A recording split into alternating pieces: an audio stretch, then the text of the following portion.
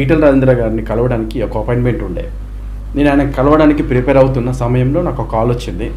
అది company call అని చెప్పేసి ఫస్ట్ కట్ చేసిన.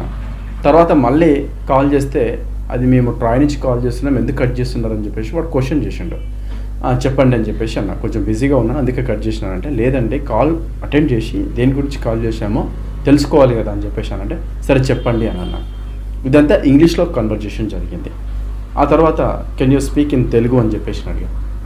ఎందుకంటే నేను మాట్లాడే ఇంగ్లీష్ వాడికి అర్థం కాదు కాబట్టి, ఓకే తెలుగులో మాట్లాడతా అని చెప్పేసి తెలుగులో మాట్లాడాడు. ఏంటంటే, మీరు ముంబైకి ఇల్లీగల్ మెసేజ్ పంపిస్తున్నారు, వల్గర్ మెసేజ్ చేస్తున్నారు, మిస్బిహేవ్ చేస్తున్నారు అంటున్నారు అనమాట. అంటే మేమని చేస్తామంటే మేము ముంబై వెళ్ళాక చాలా రోజులు అవుతుంది, ఈ మధ్యన అసలు వెళ్ళనే లేదు అని. అవునండి, మీ పేరు మీదనే సిమ్ రిజిస్టర్ అయి ఉన్నది, ఇది అక్టోబర్ 18 తారీఖు 2024 మీరు సిమ్ కొన్నారని చెప్పేసి అన్నాడు. అరే నేను అక్టోబర్ 18 తారీఖు నేను ముంబైకి పోలేదు, నేను ఎప్పుడు కొన్నా అని చెప్పేసి వాళ్ళతో కొంచెం మాట్లాడితే, అవునండి మీరు ఎక్కడ కొన్నారంటే Mumbai shop number 6 Mumbai arcade plaza road number 3 pillar number 1322 అని చెప్పేసి పిన్ కోడ్ సహాతో చెప్పాడు. నేను నమ్మిన, ఇదంతా పర్టికులర్గా ఇలా చెప్తున్నాడు ఏందని చెప్పేసి అన్న. అంటే మీరు ఏమైనా థర్డ్ పార్టీ యాప్స్ ఏమైనా యూజ్ చేస్తున్నారని చెప్పేసి అని అంటే, నేనేం యూజ్ చేయనండి, ఈ మధ్య నేను వాడలేదు అని చెప్పేసి అని అన్నా. లేదంటే మీ మెయిల్ ఐడి అని చెప్పారు. చెప్పిన తర్వాత ఆ మెయిల్ ఐడిలో నా పేరు చెప్పిండు అనమాట. నా పేరు ఐడి తప్పు చెప్పాడు. నా ఆధార్ కార్డులో కరెక్ట్ ఉంటుంది, నా మెయిల్లో నా పేరు రాంగ్ ఉంటుంది. అయితే వాడు అంజీ తెలంగాణ అని చెప్పేసి ఆధార్ కార్డులో ఇదే పేరు ఉందని చెప్పేసి అన్నాడు. అప్పుడు వాడిని దొరకబట్టి మీరు చేసేది ఫేక్ కాల్, మీరు నేను నమ్మను మీ కాల్ అని చెప్పేసి నేను అన్నా. అనేసరికి మీ ఇష్టం అండి, ఆల్రెడీ మీ పేరు మీద ఎఫ్ఐఆర్ నమోదయ్యింది, మీరు ఇల్లీగల్ యాక్టివిటీస్ నిర్వహిస్తున్నారని చెప్పేసి వాడు పదే చెప్పాడు.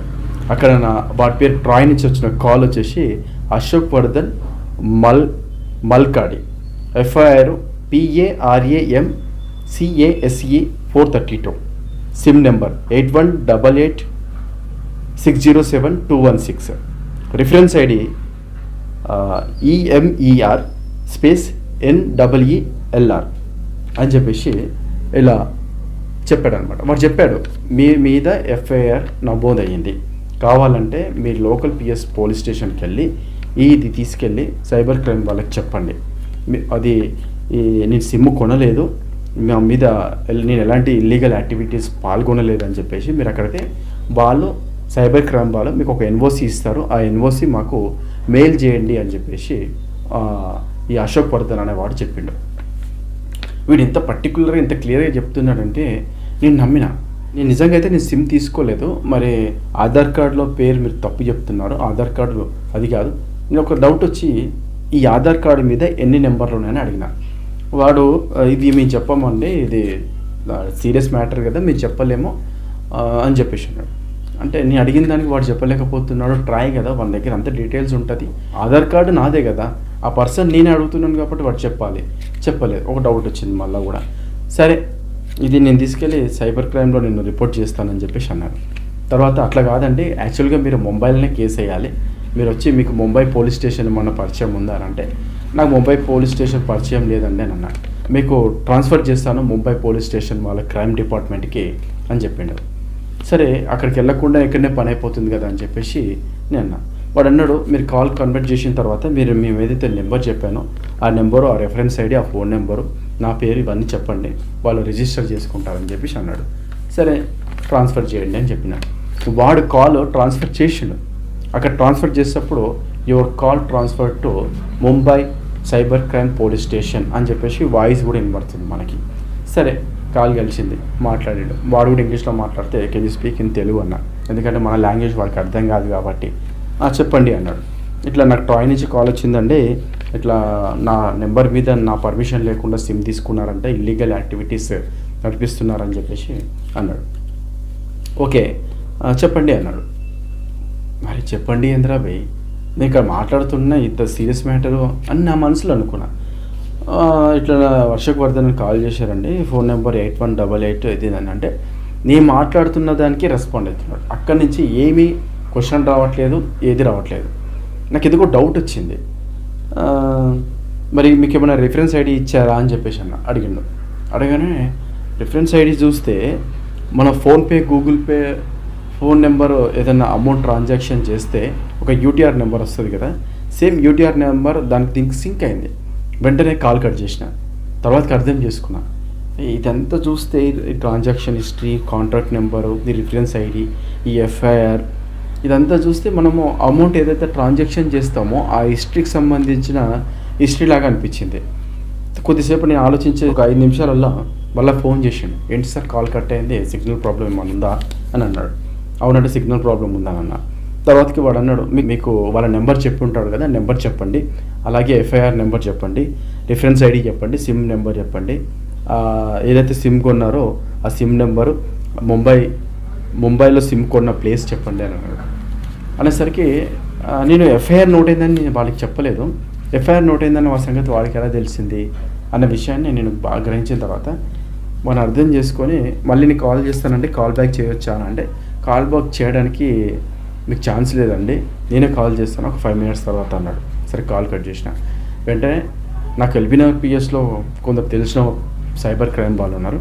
వాళ్ళకి కాల్ చేసి ఇలా కాల్ వచ్చింది ఇది అని అంటే, ఇది ఫేక్ కాల్, ఈ ఫేక్ కాల్ అటెండ్ చేయకు అని చెప్పేసి అన్నాడు. తర్వాత 5 నిమిషాల తర్వాత నీకు కాల్ చేద్దామని ట్రై చేస్తే కాల్ కలవలే. వాడే మళ్ళీ కాల్ చేసి నాకు చెప్పిండు, ఫాల్తు మాక్యాలోడే తమాషాలు చేస్తున్నావారా, ఏమనుకుంటున్నారా, నువ్వు నన్నే చీట్ చేయాలనుకుంటున్నావారా అని వాడిని ఎక్కడెక్కినా, ఎట్లా తిట్టినంటే అట్లా తిట్టినా. లేదు సార్ నిజంగా కేసు ఫైల్ అయింది, మీ ఇష్టం మీరు వాడుతున్న సిమ్లు అన్నీ డియాక్టివేట్ అవుతాయి, కంప్లైంట్ చేయకపోతే ఎన్ఓసి ఇవ్వకపోతే అని చెప్పేసి అన్నాడు. వాడు ఇంకా నేను ఎంత తిడుతున్నా అని అదే మాట మాట్లాడుతున్నాడు. ఇట్లు విని వాడు ఫోన్ కట్ చేసిండు. చూడండి, నాలాంటి వాడిని వాడు మోసం చేశాడు. నేను సైబర్ క్రైమ్కి వెళ్ళిన తర్వాత వాళ్ళు అన్నారు పోలీస్ స్టేషన్లో, నువ్వేంటి బాసు, ఏసీపీలు, లాయర్లు, ఎంపీలు, ఎమ్మెల్యేలు మోసపోతున్నారు ఈ సైబర్ మోసాలకి, నువ్వు పెద్ద లెక్కన వాళ్ళకి అన్నాను. అప్పుడు అనుకున్నా, అంటే గ్యాస్ బిల్లు గురించి కాల్ చేసి మోసం చేస్తున్నారు, ఇన్సూరెన్స్ కోసం కాల్ చేసి మోసం చేస్తున్నారు, సిమ్ములు కొన్నామో ఇల్లీగల్ యాక్టివిటీస్ జరుగుతున్నాయని చెప్పేసి కాల్ చేస్తున్నారు. అంటే ఎన్నో రకాలుగా సైబర్ క్రైమ్ జరుగుతున్నది. వీటి గురించి మనం చాలా జాగ్రత్తగా ఉండాలని నాకు అర్థమైంది. మీరు కూడా ఇలాంటి కాల్స్ వస్తే ఎమ్మటే కట్ చేసేయండి. వాడు ఏది మాట్లాడినా కానీ మీరు కాల్ కట్ చేస్తూనే ఉండండి. ఎటువంటి విషయాలు మనకు అవసరం లేదు. ఇంటికి వచ్చి మాట్లాడుతున్నప్పుడు, ఇంటికి వచ్చి అడిగినప్పుడు చూసుకున్నాం మేడికైతే అడిగి అన్నట్టు. కాకపోతే ఇలాంటి కాల్స్, ఇలాంటి వాటికి రెస్పాండ్ కాకుండా దయచేసి జాగ్రత్త తీసుకోండి. నాకు జరిగిన విషయాన్ని మీరు కూడా ఒకవేళ నేను ఒక జాగ్రత్తగా ఆలోచించి, ఎందుకో డౌట్ వచ్చి కాల్ కట్ చేయడము, తర్వాత మళ్ళీ ఆలోచించడము, మళ్ళీ సైబర్ క్రైమ్కి కాల్ చేయడము, తర్వాత అలాంటి విషయాలు తెలుసుకోవడం, మళ్ళీ వీళ్ళని ఎదిరించి మాట్లాడడం, ప్రశ్నించడం జరిగింది. కాబట్టి నేను డబ్బులు పోకుండా కాపాడుకోవడం జరిగింది. దయచేసి మీరందరూ డబ్బులు పోకుండా ఉండాలి అంటే నాకు జరిగిన అనుభవాన్ని మీతో షేర్ చేసుకుంటున్నా. డబ్బులు పోకుండా కాపాడుకోండి. ఎందుకంటే పైసలు పుణ్యానికి రావు, ఎంతో కష్టపడితేనే వస్తాయి. కాబట్టి దయచేసి ఇలాంటి సైబర్ క్రైమ్ వాటికి దూరంగా ఉండండి అని కోరుకుంటాను. Thank you very much.